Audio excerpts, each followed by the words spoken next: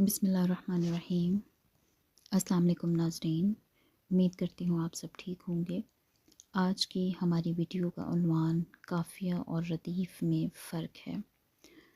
بہت سارے اسٹوڈنٹس کو جب یہ کویشچن آتا ہے تو وہ سب سے پہلے قافیہ کی ڈیفینیشن لکھتے ہیں، تعریف لکھتے ہیں، اور اس کے بعد ردیف کی ڈیفینیشن یا اس کی تعریف لکھ کے اور اس میں بنیادی طور پر فرق کیا ہے یہ بیان نہیں کرتے، جس کی وجہ سے ان کے نمبر کٹ جاتے ہیں۔ اسکرین پہ آپ دیکھ رہے ہیں کہ کس طرح سے ایک طرف قافیہ لکھا گیا ہے اور دوسری طرف ردیف لکھا گیا ہے، اور ان کی جو بنیادی ان کے درمیان میں جو فرق ہے وہ واضح کیا گیا ہے۔ قافیہ سے مراد ہم وزن یا ہم آواز الفاظ ہیں۔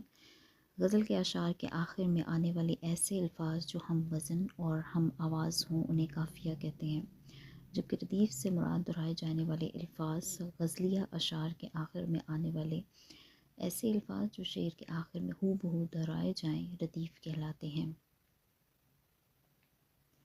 یہاں پہ مثال بھی آپ کے سامنے دی گئی ہے۔ دل سے جو بات نکلتی ہے اثر رکھتی ہے، پر نہیں طاقت پرواز مگر رکھتی ہے۔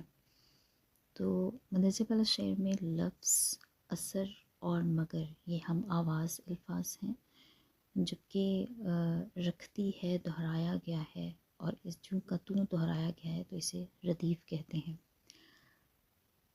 قافیہ جو ہے اس کی جمع قوافی ہے، اور یہ غزل کے لیے غزل کے مطلع کے لیے شرط ہے، جبکہ ردیف ضروری نہیں ہے۔ جس غزل میں ردیف استعمال ہو اسے مرتب کہتے ہیں، اور اگر ردیف استعمال نہ ہو تو اسے غیر مرتب کہتے ہیں۔ بنیادی طور پر آپ کو اسکرین پر دکھانے کا مقصد یہ تھا کہ اس طریقے سے آپ نے سوال اٹیمپٹ کرنا ہے اور اسی طریقے سے جو ہے وہ بنیادی فرق بتانا ہے۔ تو اسٹوڈنٹس، اگر آپ کو قافیہ اور ردیف میں فرق کیا ہے یہ سوال آئے تو اس طریقے سے آپ نے اٹیمپٹ کرنا ہے۔